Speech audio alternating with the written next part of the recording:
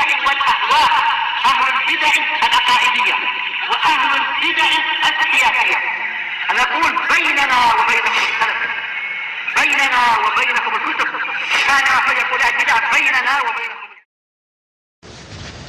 Bismillahirrahmanirrahim. Alhamdulillahilladzi arsala rasulahu bil huda wa dinil haqq liyudhhirahu 'alad dini kullihi wa kafaa billahi shahida. Wa asyhadu an la ilaha illallah wahdahu la syarika lah iqraran bihi wa tauhida.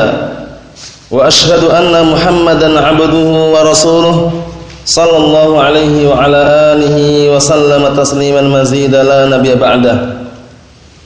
Ikhwani fillah hafizakumullah jami'an. Kita akan melanjutkan pembahasan kita yang berikutnya, yaitu tafsir daripada firman Allah Subhanahu wa taala ayat yang ke-25. Nah, kemarin kita ambil adalah ayat yang ke-34. Nah, sekarang masuk pada ayat yang ke-35. Yang mana Allah Subhanahu wa taala telah memberikan peringatan kepada Nabi Adam alaihissalam beserta istrinya yaitu Hawa agar tidak mendekati syajarah, yaitu syajaratul khuld, syajaratul khuldi. Karena apabila keduanya mendekati kemudian memakan buah yang Allah Subhanahu wa taala larang, yang mana waktu itu iblis laknatullah alaih yang membisiki kedua, yaitu Adam alaihissalam dan juga Hawa. Akhirnya kedua-duanya mendekati pohon tersebut dan memakan buah yang dilarang oleh Allah Subhanahu wa taala. Dan Allah Subhanahu wa taala akhirnya menakdirkan serta mengusir Nabi Adam alaihissalam dari surga disebabkan karena bisikan iblis tadi itu. Nah, karena seharusnya Nabi Adam alaihissalam kalau waktu itu tidak makan buah khuldi tersebut atau tidak mendekati pohon tersebut kemudian makan buah dari pohon tersebut, niscaya kehidupannya akan kekal senantiasa di surga terus. Tapi karena bisikan iblis laknatullah alaih, akhirnya tergelincir Nabi Adam alaihissalam, nah barakallahu fikum, dan akhirnya memakan buah yang dilarang tersebut. Kita lihat sini. Qala Allah Ta'ala, Allah Subhanahu wa taala berfirman dalam ayat yang ke-35 dari surat Al-Baqarah, "Wa qulna ya Adam uskun anta wa zawjukal jannah wa kula minha ragadan haitsu syi'tuma wa la taqraba hadhihi asy-syajarata fatakuna minadh dhalimin." Wa qulna, dan kami berkata kepada Allah Subhanahu wa taala, "Ya Adam, wahai Adam, uskun anta wa zawjukal jannah." Tinggallah engkau dan istrimu di surga.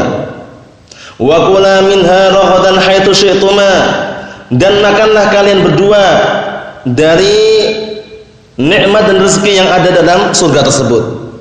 Ragadan dalam keadaan tenang, dalam keadaan bersenang-senang, nikmat di dalamnya. Kemudian wala taqraba hadhihi syajarah, dan jangan sekali-kali kalian berdua, yaitu Adam dan istrinya, diperingatkan, jangan sekali-kali kalian berdua mendekati pohon tersebut atau pohon ini. Fatakuna minadh dhalimin, yang mana apabila kalian berdua mendekati pohon tersebut, niscaya kalian termasuk orang-orang yang berbuat zaliman, berbuat kezaliman. Barakallahu fikum. Kita lihat tafsirnya di sini. Wa qala Allah Subhanahu wa taala berkata, "Ya Adam, wahai Adam, uskun anta wa zawjuka Hawa al-jannata." Wahai Adam, tinggallah engkau dan istrimu yaitu Hawa. Nah, istri Nabi Adam alaihissalam, ma'rufnya dikenal dengan Hawa ya. Hawa, nah. Tinggallah engkau dan istrimu di surga. Wa tamatta'a bisimariha, dan bersenang-senanglah kalian berdua dengan buah-buahan yang ada dalam surga tersebut. Tamattu'an hani'an, dengan nah barakallahu fikum, sifat yang bersenang-senang tapi dalam keadaan lapang, tenang, tentram, wasi'an, dalam keadaan luas, fi ayyi makanin tasha'ani fiha, pada tempat yang manapun terserah kalian berdua. Karena dalam surga itu ya barakallahu fikum wa hafizakumullah, Allah Subhanahu wa taala telah menyatakan mengenai surga, bahwasannya apa yang mereka inginkan itu orang-orang penduduk surga semuanya ada. Sehingga Allah Subhanahu wa taala berfirman, "Lahum ma yasha'una fiha wa ladaina mazid." Nah, bagi mereka itu orang-orang penduduk surga, ma yasha'una fiha, apa-apa yang mereka inginkan di dalamnya. Wa ladaina mazid, dan kami pun masih punya tambahan. Itu tambahan kenikmatan adalah an-nadhar ila wajhillahi tabaraka taala. Paham itu ya? An-nadhar ila wajhillahi tabaraka wa taala. Jadi Allah Subhanahu wa taala telah menyediakan kenikmatan surga, kemudian masih memberikan nikmat tambahan, yaitu melihat wajah Allah Subhanahu wa taala. Paham ya? Karena yang diinginkan dengan az-ziyadah di situ adalah surga, adalah melihat wajah Allah Subhanahu wa taala. Paham ya? Sebagaimana firman Allah Subhanahu wa taala, "Lil ladzina ahsanul husna waz ziyadah." Ya kan? Bagi orang-orang yang berbuat baik mendapatkan al-husna. Apa itu al-husna? Jannah, surga. Waz ziyadah. Ziyadah di sini maknanya adalah an-nadhar, yaitu melihat ila wajhillahi tabaraka wa taala, melihat kepada wajah Allah Subhanahu wa taala. Jadi kenikmatan di atas kenikmatan. Naam. Mereka masuk di dalam surga itu sudah kenikmatan, kemudian diberikan apa? Diberikan tambahan lagi kenikmatan, yaitu melihat wajah Allah Subhanahu wa taala. Naam. Disebutkan dalam sebuah riwayat itu bahwasannya mereka saling berkunjung dalam artian pergi untuk melihat wajah Allah Subhanahu wa taala ketika hari Jumat. Mendatangi pasar-pasar surga. Barakallahu fikum. Kemudian setiap kali yang orang lelaki mendatangi kemudian melihat wajah Allah Subhanahu wa taala, begitu pulang kepada tempatnya masing-masing semakin ganteng yang laki-laki. Yang perempuan juga semakin tambah cantik. Itulah kenikmatan di surga. Barakallahu fikum. Berikutnya, kata beliau di sini dalam tafsirannya, wala taqraba hadhihi syajarata, dan jangan sekali-kali kalian mendekati pohon ini, hatta la taqa'a fil ma'siyah, agar kalian berdua tidak terjatuh dalam kemaksiatan. Maksudnya bagaimana? Maksudnya jika kalian berdua mendekati pohon tersebut, paham ya? Yang mana itu nanti ada bisikan iblis laknatullah alaih, kalau kalian sampai terjatuh ke dalam pohon tersebut kemudian makan buah tersebut, maka kalian termasuk orang-orang yang berbuat kemaksiatan. Kita lihat sini, fatasira minal mutajawizina amrallah, maka kalian berdua jika kalian mendekati pohon tersebut, niscaya kalian berdua akan menjadi orang-orang yang melanggar perintah Allah Subhanahu wa taala. Paham ya? Allah Subhanahu wa taala sudah melarang, wala taqraba, jangan sekali-kali kalian berdua mendekati pohon tersebut. Berarti kalau kalian berdua mendekati pohon tersebut, berarti kalian barakallahu fikum telah melampaui batas atau melanggar perintah Allah Subhanahu wa taala. Akhirnya bagaimana akhirnya? Iblis laknatullah alaih membisiki dan membikin apa? Syubhat. Barakallahu fikum. Yaitu kisah yang berikutnya, fa azallahuma asyaitanu anha fa akhrajahuma mimma kana fihi wa qulna ihbitu ba'dukum li ba'din adu wa lakum fil ardi mustaqarrun wa mata'un ila hin. Inilah kisahnya, kronologi kejadian Nabi Adam alaihissalam yang waktu itu berada di surga bersama istrinya, kemudian karena terjerat oleh bisikan syaitan, iblis laknatullah alaih, akhirnya terjerumus dan mendekati pohon tersebut, dan akhirnya termasuk barakallahu fikum orang-orang yang Allah Ta'ala usir dari surga, termasuk hamba yang diusir dari surga. Namun apakah Nabi Adam AS tidak bertaubat? Tidak demikian, barakallahu fikum. Nabi Adam AS langsung bertaubat, diberikan wahyu oleh Allah Subhanahu wa taala untuk bertaubat, dan akhirnya pun bertaubat. Kemudian Allah Subhanahu wa taala memberikan atau menerima taubatnya Nabi Adam AS. Tapi sudah barakallahu fikum diperintah untuk turun ke dunia, tidak di surga lagi. Kita lihat sini, fa'azallahum syaitan, kemudian setan itu membikin Nabi Adam AS dan istrinya tergelincir, terpeleset gitu. Paham ya? Dibikin tergelincir dan terpeleset atau terjerumus. Anha, dari larangan tadi. Larangan dekat pohon, akhirnya dikarenakan bisikan iblis laknatullah alaih, terjerumus juga akhirnya. Fa akhrajahuma mimma kana fihi, kemudian Allah Subhanahu wa taala pun juga mengeluarkan mereka berdua dari kenikmatan yang dahulu mereka berdua berada di dalamnya, kenikmatan surga. Sebabnya apa? Sebabnya melanggar. Nah, disebabkan karena apa? Bisikan iblis tadi itu. Nah, waliyadzubillah, hati-hati ya. Iblis laknatullah alaih. Kemudian Allah Ta'ala mengatakan wa qulna, dan kami pun mengatakan ihbitu ba'dukum li ba'din adu. Turunlah kalian semuanya. Nah, turunlah kalian semuanya ke muka bumi atau dunia. Dan akhirnya kalian pun akan saling menjadi musuh. Dalam artian bagaimana? Adam alaihissalam dan Hawa dan iblis saling bermusuhan. Nah, barakallahu fikum. Kemudian berikutnya walakum fil ardi mustaqarrun wa mata'un ila hin, dan bagi kalian di muka bumi akan ada tempat tinggal dan juga akan ada kenikmatan, diberikan kenikmatan di dunia ini ilahin sampai waktu yang ditentukan, yaitu ajal, sampai ajal menjemput. Kita lihat tafsirannya. Fa'auqa'ahu masyaitanu fil khati'ah.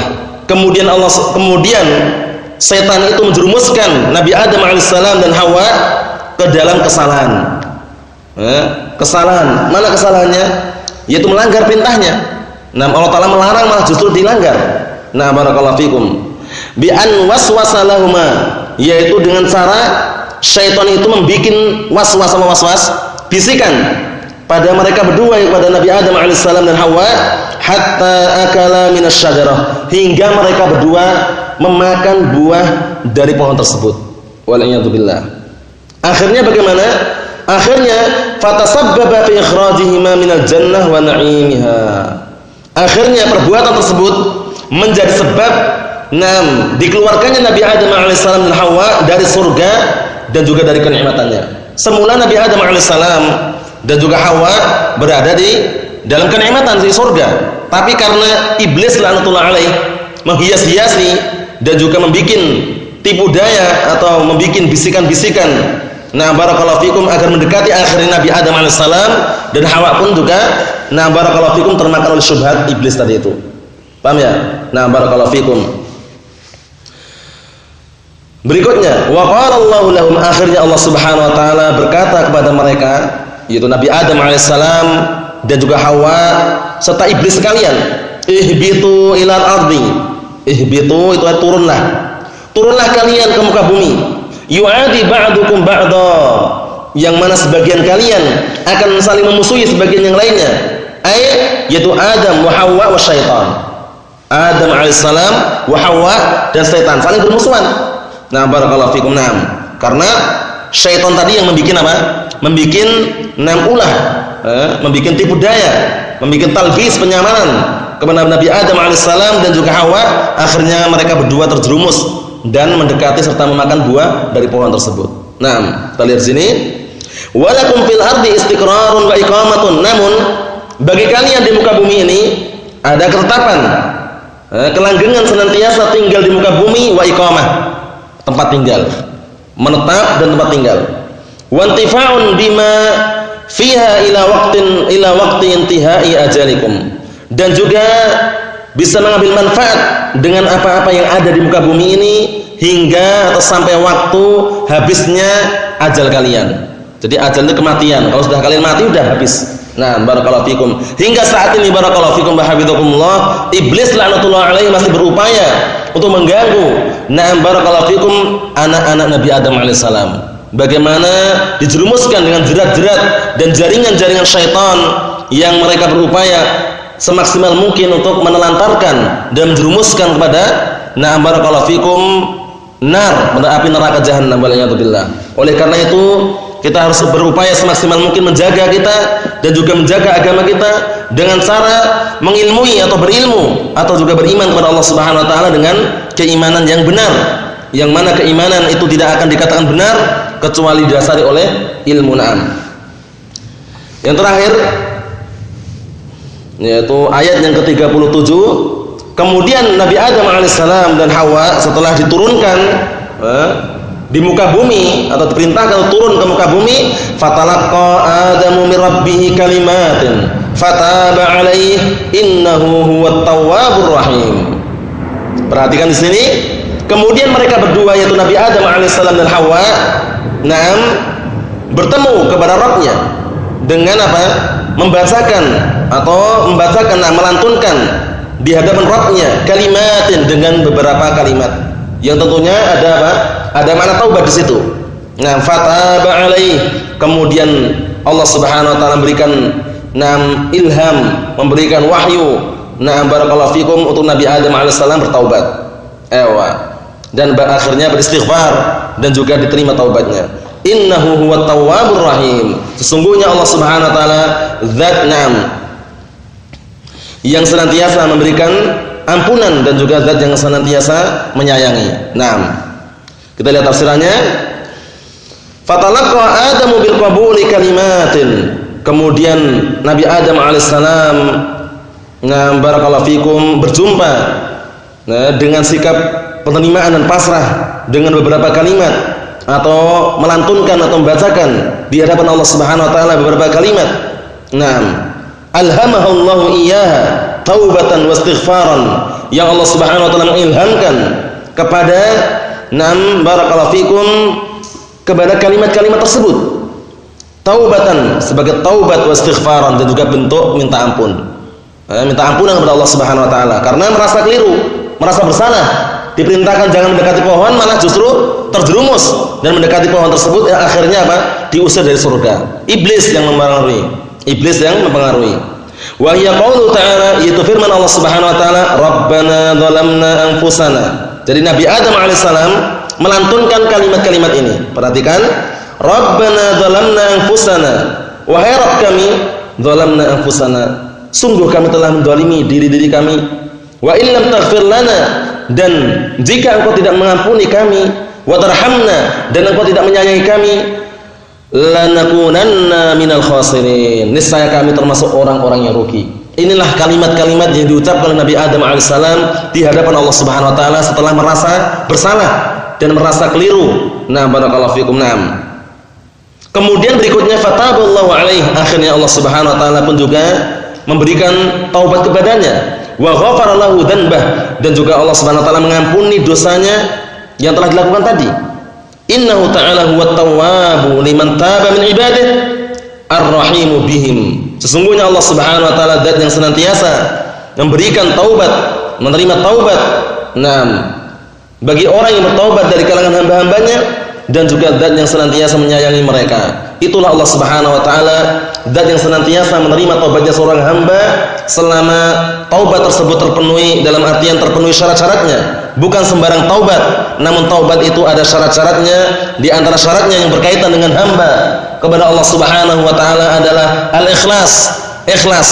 Jadi murni meniatkan, ikhlas karena mengharapkan wajah Allah Subhanahu wa taala ketika bertaubat. Kemudian yang kedua adalah menyesali perbuatan maksiat yang dia lakukan. Kemudian yang ketiga adalah meninggalkan perbuatan maksiat tersebut. Kemudian yang keempat adalah berazam kuat, berkeinginan kuat, berupaya semaksimal mungkin untuk tidak mengulangi perbuatan maksiat tersebut.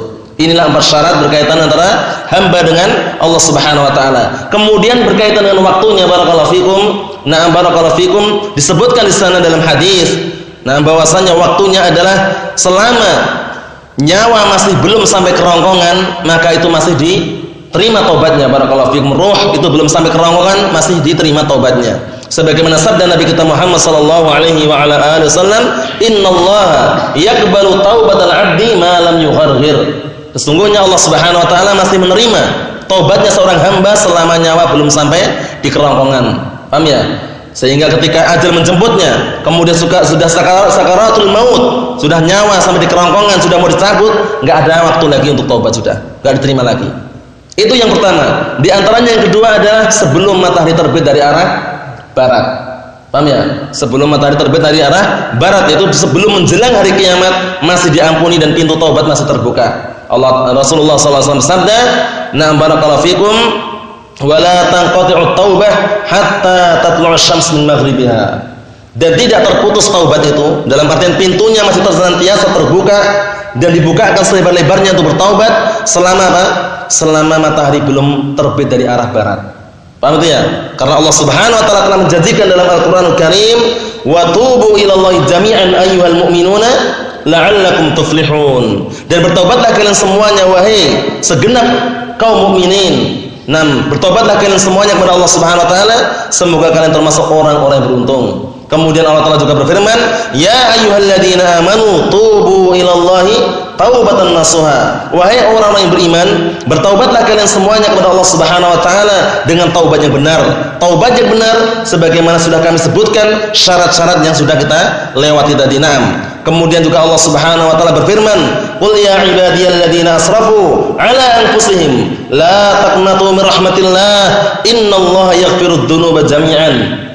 Katakanlah, ya ibadiyalladzina asrafu, wahai hamba-hambaku yang mereka melampaui batas, la taqnatu min rahmatillah.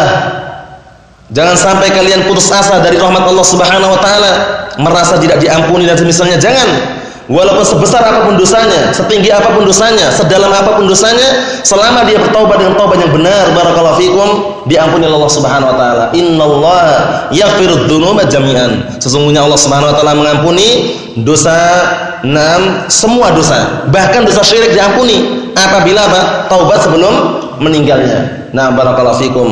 Itu yang mungkin Anda bisa saya sampaikan. Insyaallah taala kita lanjutkan pertemuan yang berikutnya biidznillah jalla wa ala. Subhanakallahumma wa bihamdika asyhadu an la ilaha illa anta astaghfiruka wa atubu ilaik. Walhamdulillahirabbil alamin.